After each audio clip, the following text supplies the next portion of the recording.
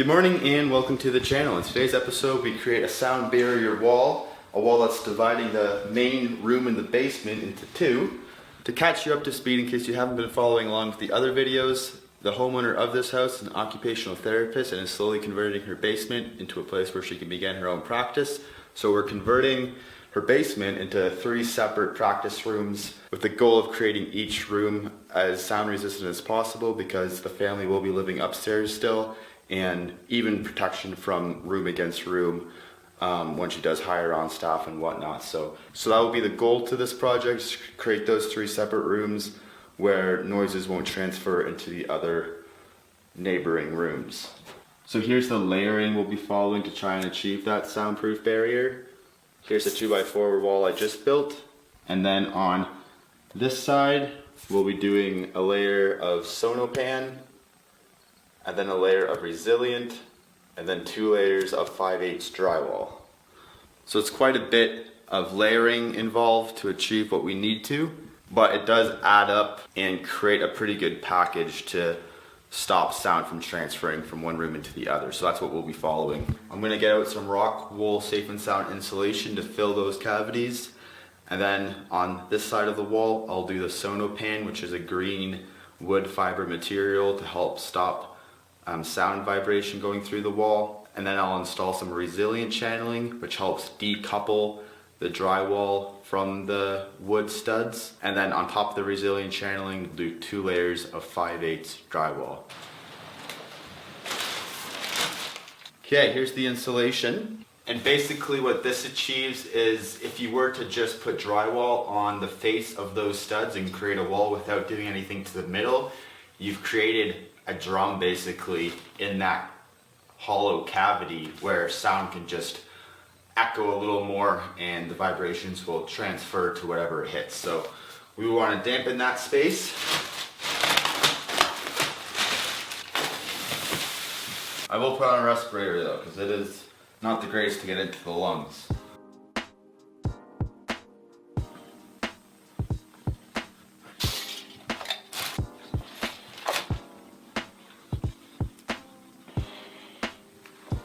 It's insulated. Didn't take too long. It's a lot easier when it's new construction and they just slide into place, friction fit. And now we can go ahead and begin the green Sonopan. After I do a little bit of cleanup though, because the floor's a little messy now.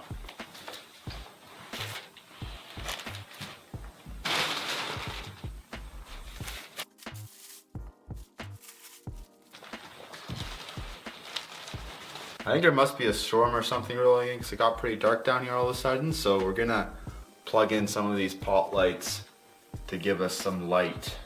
1 second.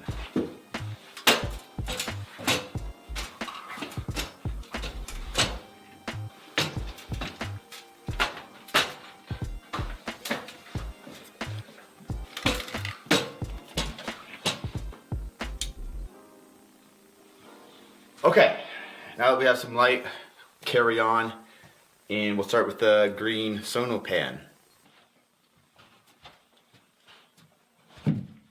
So this is it here. You can see there's dimples impressed on the surface of it, as well as the back side, to help absorb any sound waves that hit it.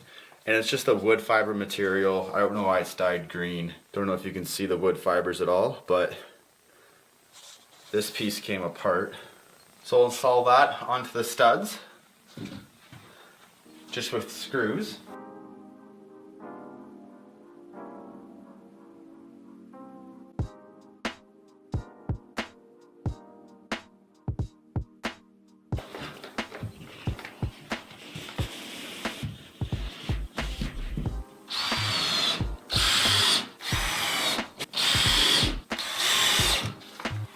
This stuff is pretty straightforward to install.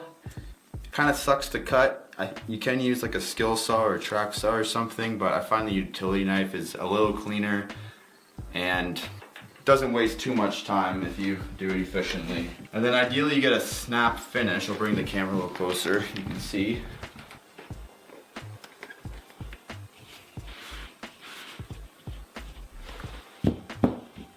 I do have about an 1/8 of a gap here, so it's not the best tight finish I could have gotten. But I can use acoustic sealant to fill that void.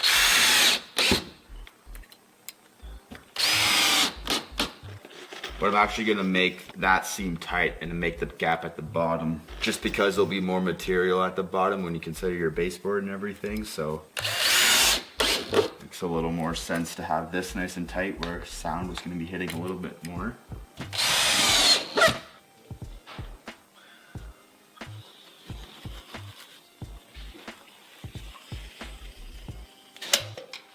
Okay, we switched it up a bit, and instead of doing the Sono Resilient 2 layers of drywall on this side, we're gonna do it on the other side just because it's starting to get a little tight in that corner where the door swings open, and we're adding 2.5 inches of material by doing it, so we're gonna do it on the other room instead. On this side, we'll do the Sono and then the 5/8 drywall. I filled up any voids with that sealant, and we'll go ahead and start the drywall.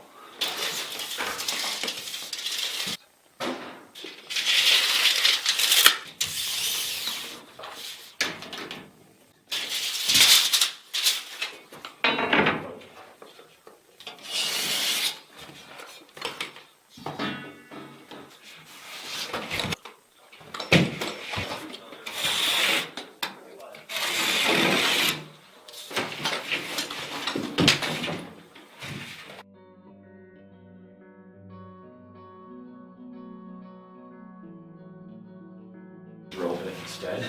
But this 5/8 is hard.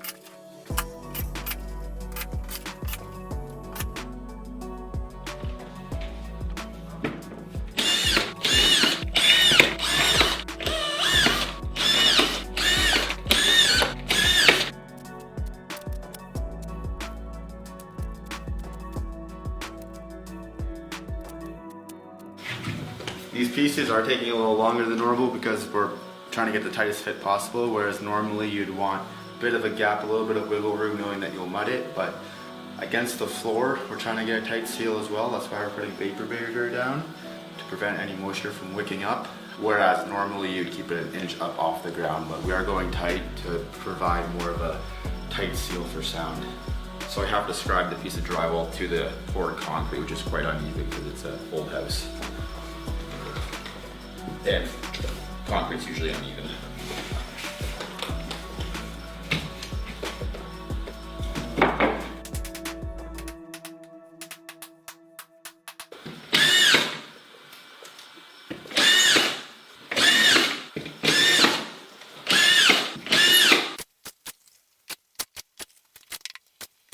Okay, because of the change of plans, this room is ready to go with just the Sonopan and the 5/8 drywall. On the other side of the room, I've already done the Sonopan, so let's jump into there and we can do the resilient channeling in 2 layers of 5/8.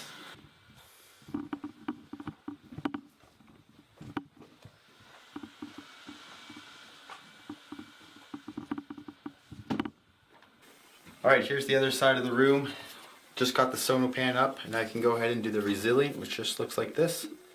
And what this does is decouples the materials from each other, so there's less sound transfer, vibration. So as per instruction from Sonopan, they want to see you install this 6 inches from the ceiling, and then every 2 feet from there on out, and then the last piece is 2 inches up off the ground. So I'll have to make some marks, and we can screw it off.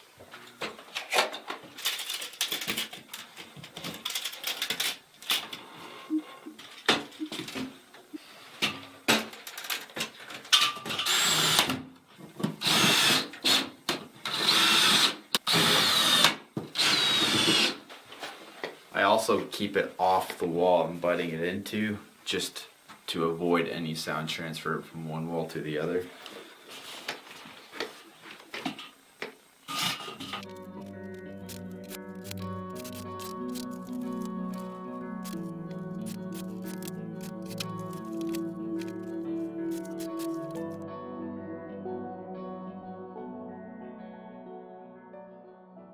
Okay, the resilient is on, and now we can go ahead and begin to install the 5/8 drywall. That framing in the corner there is for the cold air return that will run down to the floor. We made it a 45 just so it was a less aggressive and blended a bit more into the small space we have, but we'll deal with that after we install the drywall. For the first layer, we're going to use up some scrap. We have a sheet that broke as well as some cutoffs because we can kind of piece it together because it will be covered with our second layer of drywall.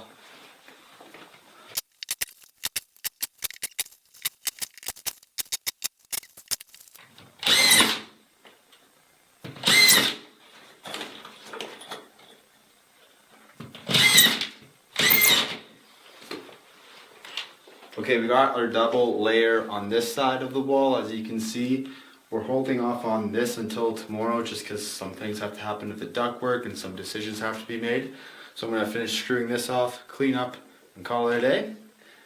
And that will do it for this episode. Thanks for watching, and I'll see you in the next one.